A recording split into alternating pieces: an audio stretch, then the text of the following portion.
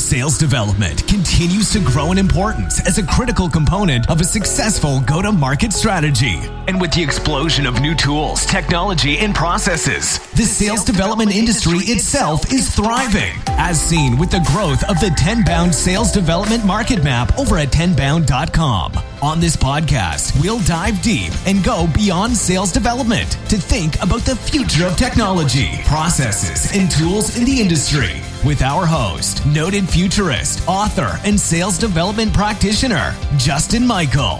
Welcome to Beyond Sales Development. Tune in each week and be sure to hit subscribe, leave a comment, and turn on notifications to never miss an episode. And now, Beyond Sales Development with your host, Justin Michael.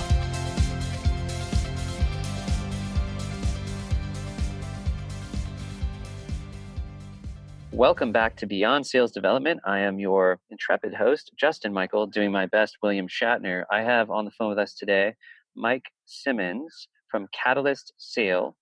And Mike, we'd love to hear more about your model and what you're up to with sales development in the world of sales enablement. Ultimately, it's about just trying. And one, thanks for having me on. The first time I've ever been on with an intrepid host, which is kind of cool. Is from a model perspective, framework, model, approach, whatever words you want to put behind it, but it's ultimately about helping people get better at sales by connecting the dots between problems that are known or unknown and solutions that are known or unknown. And depending on where you are on that continuum, your effort from a sales development, a marketing, a demand gen, new customer acquisition, sales approach all starts to change and ebb and flow. I love it. I've got visual behind of like all these cool deals and there's a money sign. So that's good. Talk to me about the sales process. People are saying we're in a new normal, a new paradigm. And other people are saying sales hasn't changed at all. But it is a bit of an existential threat that I can't go shake someone's hand, maybe fist bump or have a dinner with them. We can't rely on the events anymore. What are your tips? I like to get tactical for people seeking to improve their sales process now. Is it the same and we do a better job? Where are we going with it? Yeah. So, we're still communicating with human beings. There's a human being on the other side of whatever channel it is that you're using to communicate with, whether it is a phone, whether it is a puppet show, whether it is a Zoom call, whatever it is, you're communicating with another human being on the other side. So you've got to start to think through what are the various ways that human beings communicate. Born in New York, get pretty animated. I calmed down a little bit after living in Southern California in high school, but I still use my hands. I use facial expressions. You don't have to guess what I'm thinking or what I'm doing or what I'm trying to convey. And I do that both through my nonverbal, which now we lose in the context of actually being in front of somebody, but we still gain in the context of video calls that we can do. Now, before video was a thing, and I was conducting sales discussions on a phone, on conference calls with multiple people on conference calls, you had to look for verbal cues, ahas, yes, asking questions, trying to verbally get the smile and the head nod on the other side. I think all of that's still the same. We're still operating in an environment where we're talking with human beings. Ask better questions, listen better, be very deliberate in how you provide feedback and confirm things. And that communication will get much better. I don't know if that hits the mark from your perspective or if you'd like me to go deeper. No, I think that's great. Yeah, the paradigm of Zoom, I've actually remarked on, it's pretty interesting. One, if you go to your reactions, you get two emojis, which is a yellow thumbs up or a clap. There's 3,000 emojis in Unicode. So I think we could hit that API and have more emojis, but we're in this two-dimensional space now. And before I was doing this, I was flying to San Francisco, New York, even Europe, and getting in front of people and going into boardrooms. And so you're saying there's ways to make Zoom more effective with inflection and body language. And this is actually really a cool point that not too many people are talking about. There is a company called so you can say it while you're eating, from the former CEO of Evernote, where he has all these really cool overlays. Like you can make your head small and play CNN and play your report. But you're saying there's some kind of tonality and body language shift. Now I'm starting to do this while I'm interviewing you. Give us more tips, because we all want to be able to close a 7-figure deal or 6-figure deal on Zoom. And there's that myth that now we don't have a chance because we can't meet them. Well, and so one of the things I would do when I was out in the field, when I'm actually going out doing the same thing, getting on an airplane, flying to the UK or getting on an airplane and heading out to Boston or wherever it was that I was going, I would use whiteboards in those offices. I'd want to sit in a room that has a whiteboard up. So what do I do? What do I do? I put a whiteboard up behind me on my Zoom. I can do an artificial background and I can add in some cool things in the background, or I can actually animate while we're talking. I can start drawing things up as I learn, as I hear things from people. I can put those up on the whiteboard behind me as a note to go back to. The other thing I can do is I can be very deliberate about the way that I speak. I can increase inflection toward the end. I mean, think about what is it, Anchorman? Anchorman, when Ron Burgundy gets the teleprompter and there's a question mark at the end, and I'm Ron Burgundy. It turns it into a question. There are things that we all can do that we see in the way that others work. Stop complicating this stuff. Just be very deliberate and remember. I think the best thing to remember, and it's something you see just about every time you look in the mirror, you've got two ears and one mouth for a reason, or at least most of us have two ears and one mouth for a reason. Take the time, pause, listen, ask questions. It's okay to ask a follow-up question to an answer to clarify your understanding. The more you do that, the better people on the other end are going to understand, holy crap, this dude's not just pitching something to me. They're actually listening to me. They're actually putting the solution that they're delivering to me in the context of what's important to me. It's a very important thing for people to do, and we can all do it. There's no reason for us to be lazy and not do that stuff.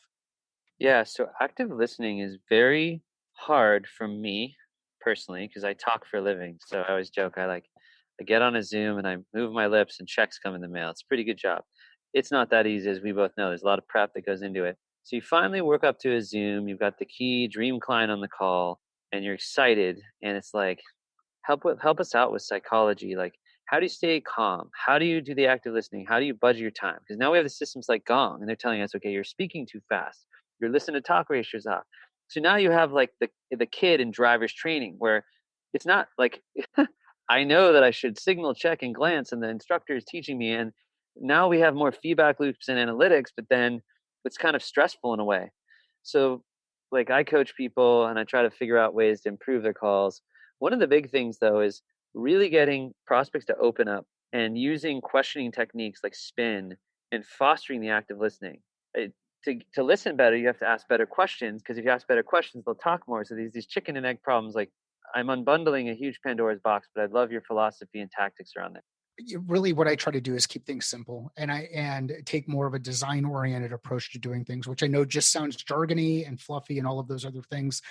You can read books like Covey's 7 Habits. One of the 7 habits is begin with the end in mind. When you go into your call, have a clear end that you're moving toward. Know what your desired next steps are before you pick up the phone, before you enter into that call. Anticipate what the customer's objectives are, what the prospect objectives are. Know what your objectives are. Understand who's going to be in the room. If you know those 4 things, what are my desired next steps? What do I anticipate are the customer, the prospect, the person on the other end's objectives are? What do I know are my objectives, and who's going to be in the room? Then I can ask better questions when I'm in the room. And those questions can be as simple as who, what, why, where, when, and how. Just an iteration of it. So I hear you talk about Gong. So you're using Gong. Well, how do you use Gong? How does it impact? And let me just riff for just a second. I'll say, like, how do you use, so that's awesome. I asked a question and then I interrupt. You did such a good job on the question that you caused me. Do you see how you provoked me right out of the interview? The tone was so perfect. I viscerally how do you use Gong? I would be like, I'm using chorus to this client. But that's a perfect point for listeners. He asked it so perfectly that he broke me right out of listening mode, because I had to respond. And it felt natural, right? Like it felt natural. It felt like I was really interested in that piece. And we can do that. We can do that if you're actually interested with people. So interested in what people are sharing. So as you listen to those things, ask those questions. Okay, how do you use Gong? What do you like about it? What do you not like about it? What would you change if you had a magic wand and you could change something about it? What would you change? And as you go through these things, now what you're doing is you're getting someone's guard down a bit as they start saying, you know what, this person's actually interested in what I have to say. They're interested in my perspective. And then when you share that perspective, then go in and ask another question related to something you heard there. And if you watch or listen to Chris Voss, Never Split the Difference, he talks about tactical empathy and mirroring, taking the last couple of words that you hear and putting that back onto the other person. It's the same kind of thing, but be genuine in the way that you approach it. Don't do it because you're trying to trick somebody into doing something. Ultimately, as an SDR, as someone who is working in business development, your objective, at least any of the SDRs I've worked with when I've done this stuff in the past, it's been about how can I get as much information as I can that's not public, not the stuff that they're sharing publicly. How can I get that information out so I have more context? And one of the ways that I can do it is I can demonstrate that I've paid attention to what they say publicly, bring that up in the conversation, and then ask them to expand upon it. And then once we get that level of rapport built up, that comfort, then I could turn around and start asking them some things that are a little bit more difficult based on what I know about the industry. How are you thinking about changing the way you look at sales process inside your organization? How do you support better adoption of practices and documentation inside your organization? What would happen if you could do these things better? Where have you struggled? But these are all who, what, why, where, when, how type questions. And for those of you who are comic book fans, it's basically channel your inner Lois Lane. Realize that there is not a end of the story with the first piece they give you. You got to go a little bit deeper. Don't accept the first piece. Go a little bit deeper. Do some root cause analysis. Read your Toyota stuff around 5 whys. There's so many different ways to do it. Just don't overcomplicate it by trying to be too clever in this perfectly crafted question. Just keep things simple. You're dealing with human beings, which I know just brings us right back to that human component of it. Yeah, so here's a fun thing. So I love Elon Musk and first principles. So I'm a bit of, I guess, a little eccentric at this stuff, but I did finally take a step back and I said, is sales development so hard that we need to read the work and philosophy of an FBI hostage negotiator? Like, it is super cool. But what's next? Like, are we going to get Navy SEALs in the bomb squad? I mean, is it this hard to set a meeting in COVID? I mean, it is kind of comical in a way. Like, Chris Voss is a genius and his book's great.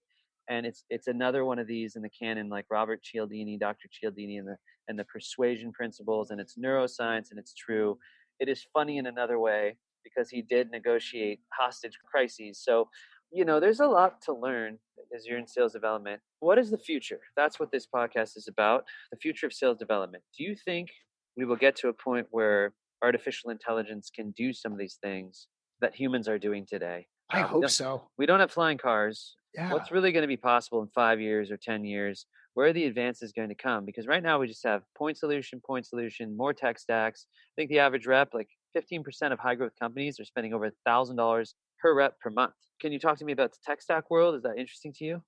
Yeah, the tech stack is interesting to me. The thing that you've got to be really careful about, though, is buying into the idea of the tech stack doing something more than you ever could have done yourself. And, again, comic book, I like movies, I like comics, I like all this kind of stuff. Use the Ben Parker quote, with great power comes great responsibility. So you can take this technology and use it to do really stupid things. You can accelerate bad behavior. How many times have you looked at, I think of any of the companies that are out there that deliver sequences. Is it shocking to hear that outreach says that it takes 14.2 contacts in order to get a level of engagement? Well, they deliver engagement stuff. Like, that's what they deliver, sequence stuff. Of course, that number is going to continue to rise. So take a look at the technology that's being delivered to you, the technology that's being sold. Ask, how do they make money? How are things changing over time? What's the actual impact inside your business? How will it change the work that you do? To get to the point that you brought up about the books that are out there, whether it's Cialdini, which I'm an ASU grad, and he was one of the professors that was out there when I was going to school back then. Whether it's that or it's Chris Voss, if you're going through and looking for the next shortcut, the next quick fix, the next silver bullet that's going to help you do your job, stop. Just go out there, do the work, figure out what works for you, start applying it, and then do more of it. Apply your own scientific method to the work that you do, and you'll get better. So the future of this craft, I think, is applying learning that we get from ourselves, the interactions that we have, and using it to iterate on the way that we behave and we work. And ideally, we will be able to use technology as a way to augment the work that we're doing so that we can work better, smarter, faster than we are today. I would love to have had LinkedIn back when I first started carrying a bag. I would have loved to have had, I mean, back then they talked about having Rolodexes, and now we've got digital Rolodexes, which demonstrates how old I am. But the future is, let's use the tools to move things faster, move things better. Let's not use them just to kind of procrastinate and put lipstick on a pig and say that we're being really clever in the way that we're interacting. If it ultimately isn't helping you book more meetings, if it isn't, and those meetings aren't ultimately turning into more revenue in the business, then you've really got to ask yourself, was this worth the investment? Still test, but was it really worth the investment? Yeah, that's a great point. So one of the things I love to do is I love to teach people to do their sales presentation on a whiteboard like the one you have. So I have like a great affinity for that. It's not old school, it's new school. You want to get your tech stacks to work?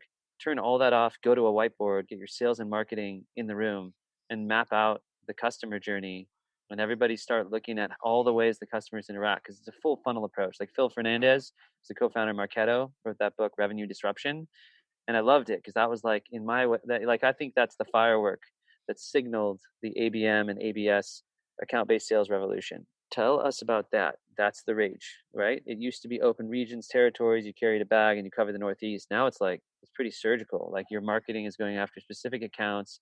You're a sales development rep. You're targeting specific accounts for specific AEs. You've got systems that are trying not to cross pollinate. There's a lot under the hood, but there's a different strategy now for how business gets developed. What are your tips, techniques, strategic advice to leveraging those systems, to thinking about that model? So we've got, and I've got it in the logo for the business. It's a territory plan, which is basically an iteration of an area chart to focus at time and attention.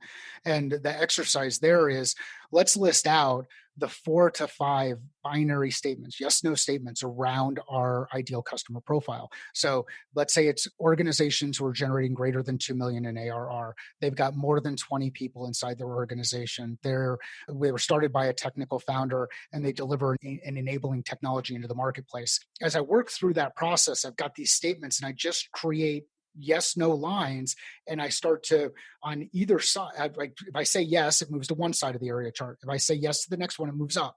And what I'm doing is working toward extremely focused on the segment of the market I'm working with and not trying to boil the ocean. I'm compartmentalizing, I'm creating opportunities to test. By being extremely surgical in the way that you approach this, you remove the emotion around, hey, if I squint, will that customer fit my ideal customer profile? Yes, they might. Well, now I'm going to extend my sales cycle another 30 days, or I'm going to extend my sales cycle another 6 months, or I'm going to create scope creep in my product. So be very deliberate about how you design. And I think it's really cool to talk about this idea of what do I know about how the customer goes through their decision-making process? Not just how they buy, but actually how they make a decision. Because those things sometimes are two different things. There's the decision-making process, and then there's the buying process. The buying process is functional inside their organization. The decision-making process, a bit more emotional and inside the organization. So how do they make the choice? How do they decide? And then how do they actually go through the buying process? Then beyond that, how do we actually execute as reps? What's our process? How do we do that over and over and over again? And when I talk about it, I talk about it in the context of you identify people, you engage with people, you establish objectives, you call them, you clarify your next steps, you call them to action and re-engage and go through that looping process. And that's not new. It's based off of what John Boyd did around his OODA loop: observe, orient, decide, and act. Don't try to come up with some clever new way to do stuff. Look at the way that people have been successful doing these things in the past and think about how can you apply those concepts into the work that you do. That's how I think this will continue to evolve and will continue to iterate. Be surgical, be scientific in your approach, and you will create more repeatable, predictable results. Yeah, I just love speaking with you because I'm such a student of there's this thing that's gravity, right? No matter where we are on the planet, if we drop something, it's going to fall. And the human brain's been around, whether you think 4,000 years or a million years, I mean, it's been around a long time. So I don't think in the last 10 years of sales tech or the last 50 years of selling, brain has changed that much. We've become smarter at aligning to the neuroscience and understanding how the brain works and aligning our sales process to the buying process. So I'm loving all the analogies and all the work you've done in studying such a vast array of techniques. Tell me more about how you're impacting organizations, because I'd love to hear more about your work. Because you just, any interesting revelations you've had about outbound sales, just insights that you found that you could share? Yeah, if we were having this conversation 5 years ago, I would have said there's only one sales process, and it's the Catalyst sale process because I was so into it, and I couldn't get past it. And then you start to realize, and you know what? It doesn't matter what you call each of these stages. Ultimately, what you're looking for is progression that improves probability in certain outcomes. So the big change for me over the last number of years has been I don't worry as much about the vocabulary. What I want to do is have consistency. So if I'm talking to somebody about football, I've got to confirm, am I talking American football or am I talking British Premier League football? Because if I'm talking about American football with somebody who's thinking we're talking about British Premier League stuff, we're going to have some challenges in the way that we communicate, and there's going to be some misalignment, and there's going to be some friction that gets created there. So the big thing for me, what I do with organizations where I help is I simplify things into basic concepts, basic individual words. You see some of the words I've got on this side of my whiteboard. They're things like automate, growth, simplify, speed. These are things that can help us make better decisions inside organizations. When we're making a decision, we've got to go back against our framework and say, all right, is this type of a decision or this type of a decision? Does this get us closer to this thing or further away from this thing? If it's going to get us further away from this thing that is important to us, should we be doing it or shouldn't we do it? Let's get into binary decisions that we make at a much smaller level. So work down to the lowest common denominator, make simple decisions so that we can make progress. There's somebody had said this, and they said this right at the beginning of the COVID stuff. They basically said you don't solve complex problems with complex solutions. You solve complex problems with simple solutions. So look at your business, work to simplify, create focus around what you're putting your attention toward, and solve for that. And that's what I do with organizations. I do it both at an individual rep level and help from a coaching perspective. I do it relative to process and understanding customer decision-making process, buying process, sales processes, and sales rep approach. And I like drawing a lot of cool things up on the whiteboard just so that we all get alignment, because people can understand the pictures. You could say, hey, you know what? I want more money. Well, how do I get to more money? It comes from these demand gen areas. And then once I have it, how do I grow it? Well, it comes from either strategic growth, general retention, and reducing churn. How can I simplify these things into simple targets? And for me, that comes down to breaking things into groups of three, segmenting and executing against that. That's awesome. I love how eloquent you are. Have you written any books? Do you blog frequently? I should know that answer. I should study my guests, right? Do your research, do your LinkedIn research. But oh man, I mean, you're getting me. I have been aspiring to write a book for years, and it is the bane of my existence. It is one of those things. I'm like 4 or 5 chapters into one book and 3 chapters into another. And that's where I just need to focus and execute. So I've got a number of people who are giving me a hard time to get that moving along. Primary thing I do, I blog on catalystsale.com. If you go to the blog, I also have a podcast, which is the Catalyst Sale podcast. That's where I pull together information and share information. At some point, there will be a book. It will happen. And I should just publicly say that I will get it done before Q1 of 2021. It will be done and out there and published before Q1 of 2021. And if I really hit all my marks, I might be able to get it done by the 1st of January. I love that. So I finally wrote a book, and my post after I wrote the book was, "Don't write a book." I will not read that post because it'll just scare the crap out of me. No, you'll be good. It's by the time you've done all the revisions and the edits, and you've heard everyone and their mother comment on the thing, you're just like so over the material in a way because you saturated yourself, and you almost need someone else to write you a book to explain your book in a sense. But yeah, I love what you're saying, because the way to become a great writer is to read and to write. And you've read so many cool things, and I'd love to see a book where you just weave in all the stuff you put on this call and all the different methods and your insights and reflections. Because here's a question: there's 6,000 sales books, there's all these blogs. What should people read and do and apply? And then, like, what are your tips for how you read stuff and you applied it? Because you have this skill that I think sales development reps want. One, they want to be able to absorb all the stuff on the prospect, synthesize it, and create acumen and insight. But then they want to be able to read all these cool techniques and apply. And both of those things are super hard to do, especially maybe if you're just starting out.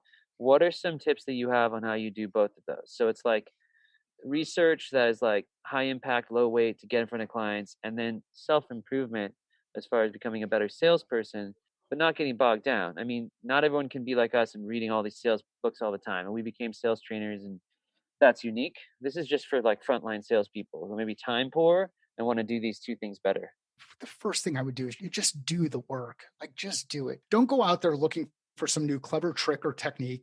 They don't exist. Like, I've done this long enough where I can tell you, oh, they don't exist. There's a section in The Art of War, which is a pretty old book written by some dude named Sun Tzu. And you take it way, way back. And back there, there's a section, I think it's chapter 5 on energy. And it says there are 5 primary colors. Yet when combined, you can create an infinite number of color schemes. There are 5 primary senses. There are five primary tastes. When you combine these things, 5 primary notes, when you combine these things, you can create an amazing amount of music. You can create some amazing food.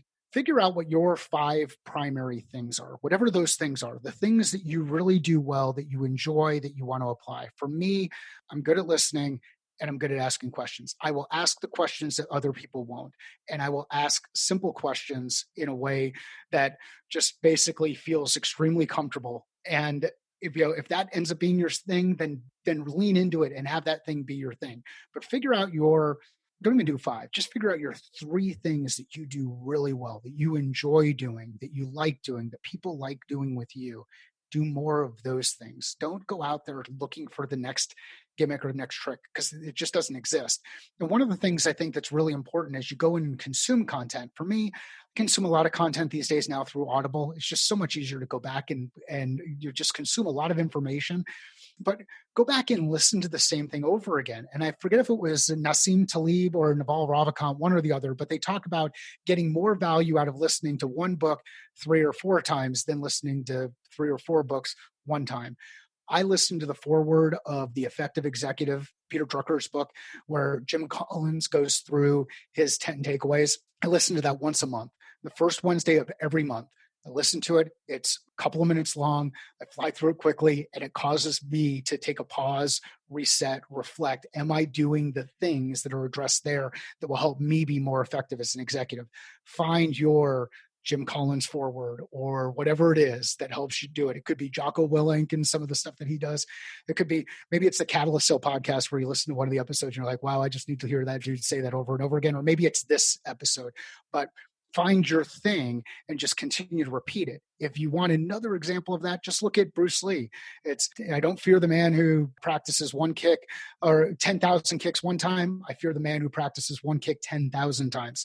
Practice those things 10,000 times. Put it into practice. Still test. Give yourself a little bit of time and a little bit of freedom to test, but put this stuff into practice, and you'll be shocked at how much better you get at doing things the way that you do things well if you just keep doing the work and doing those things well.